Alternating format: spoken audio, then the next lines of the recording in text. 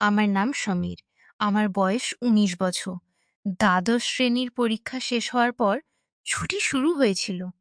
তাই মা-বাবার অনুমতি নিয়ে আমি মামার বাড়িতে ছুটি কাটাতে যেতে চেয়েছিলাম।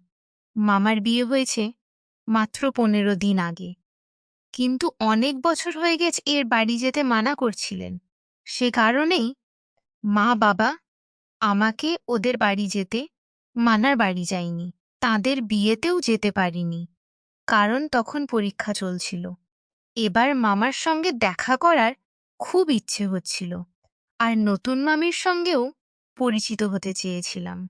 বাবা বলছিলেন, পরে কখনো দেখা করে নেব।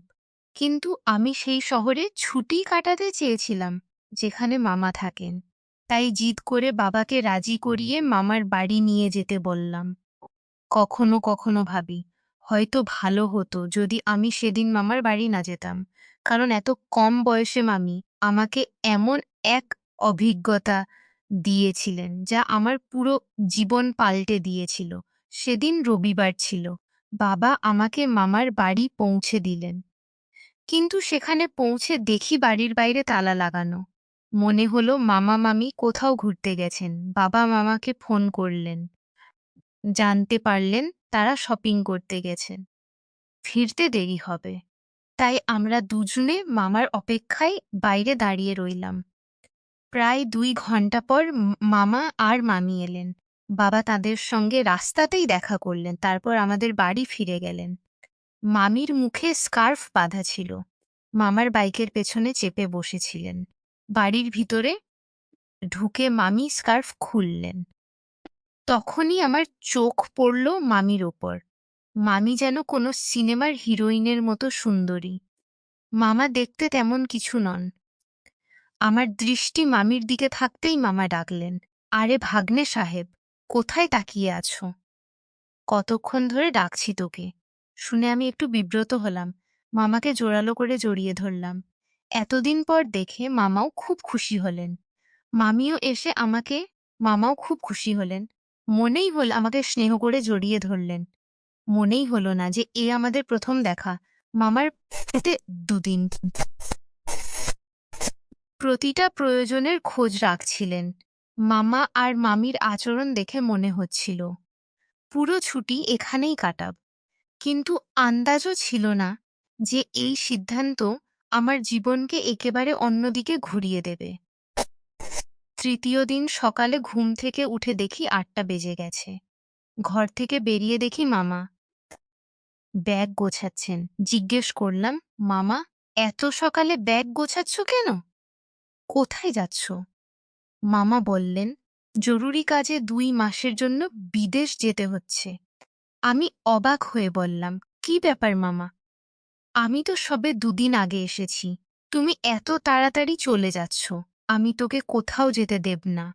মামা বললেন, এটা আমার জন্য খুব বড় সুযোগ। এটা হারালে আমার চেয়ে বড় বোকা আর কেউ হবে না। এই প্রজেক্টের অভিজ্ঞতা পরে ভালো পদ পেতে সাহায্য করবে। মামার কথার গুরুত্ব বুঝে আর কিছু বললাম না। বললাম, ঠিক আছে। আজ সন্ধ্যায় বাবাকে ফোন করে আমিও বাড়ি চলে যাই। তুমি না থাকলে আমি এখানে থেকে কি করব? মামা তখন বললেন, সমীর, আমি এখন এখানে থাকব না। আমি চলে যাওয়ার পরও তোকে এখানে থাকতেই হবে। যতদিন না আমি ফিরে আসি ততদিন তোর মামির খেয়াল রাখবি। তার কি লাগছে কি লাগছে না সব দেখবি। আর একটা কথা মনে রাখবি, তোর মামি অন্ধকারে খুব ভয় পায়। তাই কোনো সাহায্য দরকার হলে বেঝিঝক করে সাহায্য করবি। যাই হোক না কেন। সেই সময় মামার কথার মানে পুরোপুরি বুঝিনি। কিন্তু পরে মামি যেভাবে সেই কথার মানে বুঝিয়েছিলেন তা আমি কখনো কল্পনাও করিনি। সেদিনই প্রথম জানলাম মামি অন্ধকারে ভয় পান। একটু অবাকও হয়েছিলাম। বিয়ের পরেও কেউ অন্ধকারে এত ভয় পায় কিভাবে? মামাকে কাপড় গোছাতে সাহায্য করলাম।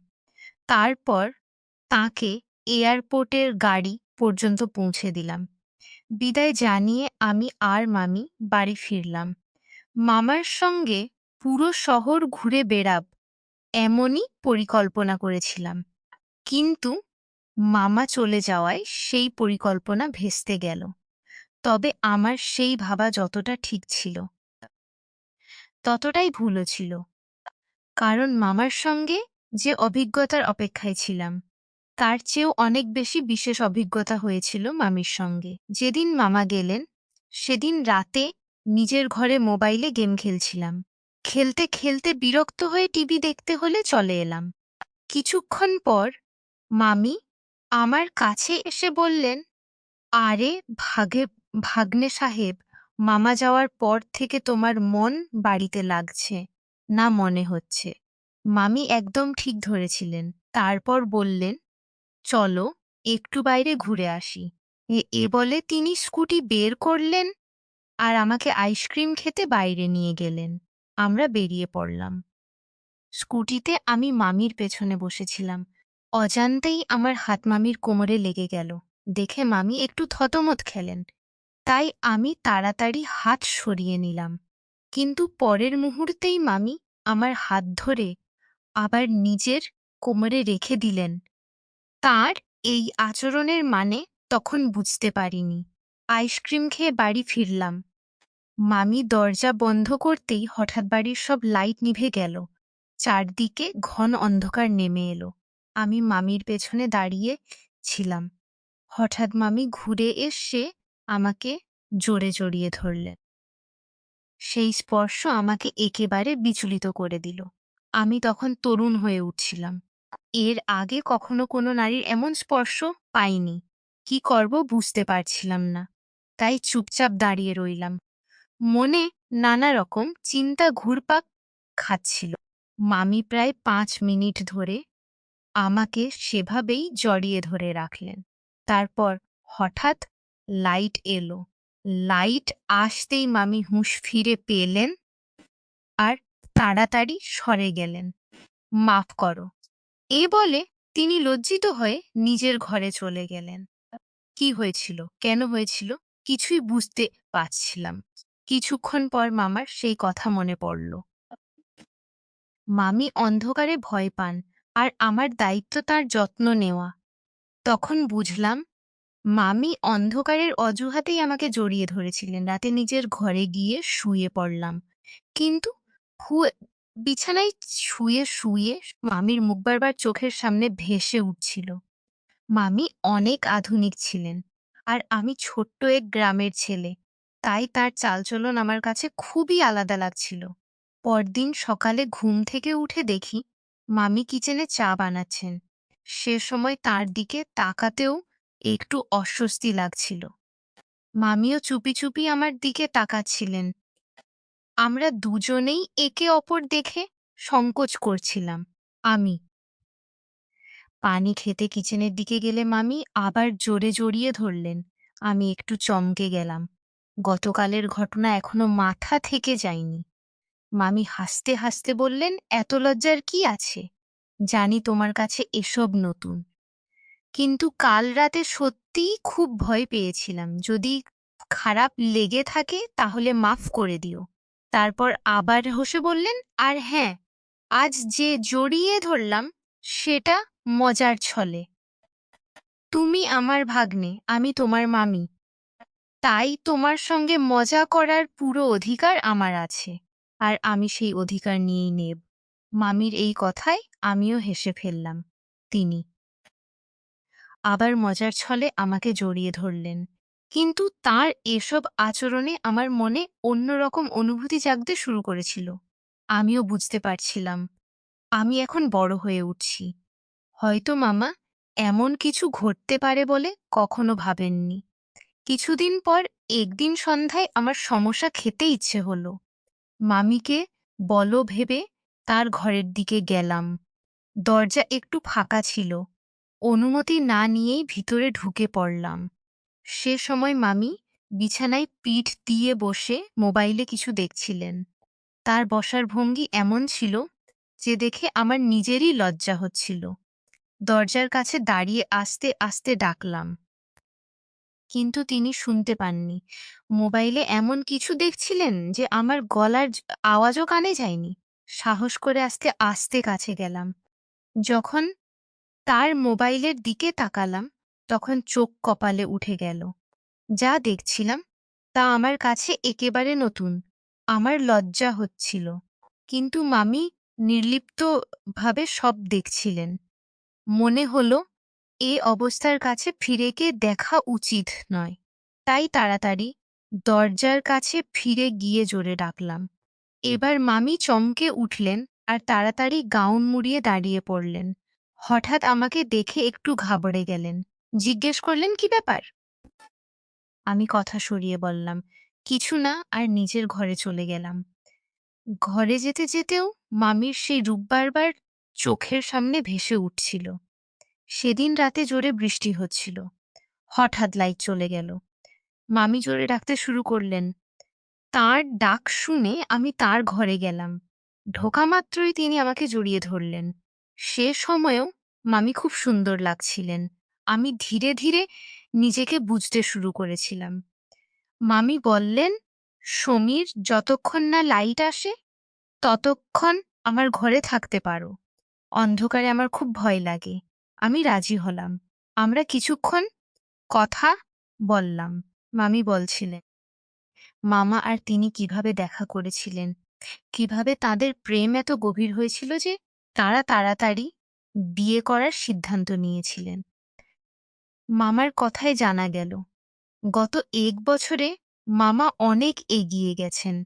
গল্প করতে করতে অনেক সময় কেটে গেল। যখন নিজের ঘরে যাওয়ার কথা ভাবলাম, তখন মামি আমার হাত ধরে বললেন, "সমীর, যদি তোমার কোনো অসুবিধা না হয় তাহলে আজ আমার ঘরে ঘুমাতে পারো।"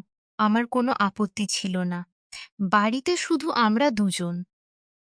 আর মামির সঙ্গে থাকা আমার ভালোও লাগতে শুরু করেছিল। তার কাছে থাকলে এক অন্যরকম অনুভূতি হচ্ছিল। সে রাতে বৃষ্টি পড়তেই থাকল। মামির সঙ্গে যা হয়েছিল তাতে আমি হুঁশ হারিয়ে ফেলেছিলাম। আমরা টানা ৩ ঘন্টা ধরে একসঙ্গে ছিলাম। পরদিন সকালে যখন ঘুম ভাঙল, তখন শরীরে এক অদ্ভুত তাজা অনুভূতি হচ্ছিল। যেন এক নতুন সুখ পেয়েছি। মামির মুখে এমন আনন্দ আগে কখনো দেখিনি। নাস্তা করার সময় মামি প্রায়ই আমার সঙ্গে কথা বলছিলেন। তিনি বললেন, "না ফেরা পর্যন্ত তুমি আমার ঘরেই ঘুমাতে পারো।" মামা যাওয়ার আগে বলে গিয়েছিলেন, "কোনো সাহায্য দরকার হলে বেঝিঝক করে বলতে।" তাই আমিও সংকোচ না করে মামির কাছে থাকার সিদ্ধান্ত নিলাম। রাতের পর রাত মামি আমার সঙ্গে কথা বলতেন। কিন্তু একটা বিষয় আমার নজরে পড়ল। আমার পেটে ব্যথা শুরু হয়েছে। মামির কথায় একটু ভয়ও লাগছিল। তবু তার ঘরেই ঘুমাতে শুরু করলাম। যদিও মামি এর সুযোগ নিচ্ছিলেন, তা আমি তখন বুঝতে পারছিলাম না। ভাবছিলাম, মামির আসলে আমার কাছ থেকে কি চাই? একদিন রাতে কথা বলতে বলতে মামি দুধ আনতে বললেন। দুধ খেতে খেতে আর কথা বলতে বলতে কখন ঘুমিয়ে পড়েছি তা নিজেও জানি না। মামির সৌন্দর্য যেন আমার মনে গেঁথে যেতে শুরু করেছিল। কিন্তু একটু একটা অদ্ভুত ব্যাপার নজরে পড়ল। মামা চলে যাওয়ার পর থেকে মামির ফোনে অনবরত কল আসছিল। হঠাৎ আমার পেটের ব্যথা আরো বেড়ে গেল। আমি বাবাকে ফোন করে বললাম, "আমি বাড়ি চলে আসছি।" শুনে মামি রেগে গেলেন। বললেন, "তোমার মামা কি তোমাকে বলে যাননি যে মামির যত্ন নিতে হবে? তুমি এখন যেতে পারবে না।" মামির কথা আমার কাছে অর্থহীন লাগছিল। কোন সম্পর্ক? কোন যত্ন? কোন যত্ন? যখন জিজ্ঞেস করলাম, "কোথাও যেতে পারবে না, কিন্তু তুমি আমাকে ফেলে জিদ ধরে বসলেন।" মামি বাড়ি না যাওয়ার, কোথাও যেতে পারবে না, কিন্তু আমার পেটের ব্যথা কমছিল না। আমি এসব কথা মামিকে বলতেও দ্বিধা করছিলাম। প্রতিদিন পেটের ব্যথা আর শরীরের দুর্বলতা বাড়ছিলাম। থাকল। মামি প্রতিদিন কোনো না কোনো অজুহাতে খুশি থাকার চেষ্টা করছিলেন। কিন্তু আমি বুঝতে পারছিলাম না আমার সঙ্গে আসলে কি হচ্ছে। এমন অভিজ্ঞতা আমার জীবনে ১ম। মামা যাওয়ার প্রায় ১ সপ্তাহ পর একদিন সন্ধ্যায় বাড়ির বেল বাজল। আমার হৃদয় কেঁপে উঠল। পাশের দিকে তাকিয়ে দেখি মামি আমার ওপর হাত রেখে ঘুমাচ্ছেন। বেল অনবরত বাজতে থাকল। মামি উঠে দরজা খুলতে গেলেন। দরজা খুলতেই সামনে পুলিশ দাঁড়িয়ে। পুলিশ দেখে মামি ঘাবড়ে গেলেন। পুলিশ মামির হাতে হাতকড়া পরিয়ে বললেন, "কি চলছে এখানে?" আমি কিছুই বুঝতে পারছিলাম না তখন না। আমার পেছন থেকে বাবা এলেন, সঙ্গে মামা। মামার হাতেও হাতকড়া। তাঁদের দেখে আমি বললাম, "মামা, আপনি তো কাজের সূত্রে ২ মাস আগে বিদেশ গিয়েছিলেন।" বাবাকে জিজ্ঞেস করলাম, "এসব কি হচ্ছে?" বাবা বললেন, "যখন হানান তোকে এখানে রেখে গিয়েছিলাম, তখন পুলিশ স্টেশনে গিয়েছিলাম। সেখানে এক মেয়ের খোঁজ পাওয়া গেছে, যার বিষয়ে আমার সহকর্মীরা তদন্ত করছিলেন। আমি প্রথমে চিনতে পারিনি, কিন্তু সোশ্যাল মিডিয়ায় মামার ছবি দেখে বুঝতে পেরেছি তোদের মামা নাম আর পরিচয় বদলে মামির সঙ্গে বিয়ে করেছেন।" মামার ফোন কেটে যাওয়ার পর বাবা এই চাঞ্চল্যকর তথ্য পেয়েছিলেন। মামা আর মামি লোকজনকে ফাঁসিয়ে ভুল কাজ করছিলেন। তখন সব বুঝতে পারলাম আমার পেটে ব্যথা কেন হচ্ছিল। মামা আমাকে নেশাযুক্ত দুধ খাইয়েছিলেন। মামিও সেই কাজে যুক্ত ছিলেন। আর মামি সম্পর্কের প্রতারণা করেছিলেন। মামা মামি সম্পর্কের কোনো পরোয়া করেননি। তাড়াতাড়ি টাকা রোজগারের লোভে তারা অন্ধ হয়ে গিয়েছিলেন। এখন সব পরিষ্কার। মামা ১ বছরে শহরে এত এগিয়ে গেছেন কিভাবে? আমি মামার ভালোবাসায় ভরসা করে তার বাড়িতে ছুটি কাটাতে গিয়েছিলাম। কিন্তু তাঁরা মামিকে ব্যবহার করে আমাকেও ফাঁদে ফেলতে করেছিলেন। আজকালকার সময়ে সম্পর্ক, ভালোবাসা আর পারস্পরিক অনুভূতির আর কোনো দাম নেই বলেই মনে হয়। সবাই নিজের স্বার্থের জন্য বাঁচে। তাই আগের মতো সম্পর্ক আর নেই। মামা আমাকে ভালো করে বুঝিয়েছিলেন। কিন্তু যেমন কর্ম তেমনই ফল। হ্যালো বন্ধুরা, গল্পটি ভালো লেগে থাকলে চ্যানেলটি সাবস্ক্রাইব করে দিন। আর এর থেকেও মজার ভিডিও দেখতে আমার চ্যানেলে আপলোড করা সর্বশেষ ভিডিওটি অবশ্যই দেখুন। আশা করি ভিডিওটি আপনাদের খুব ভালো লাগবে।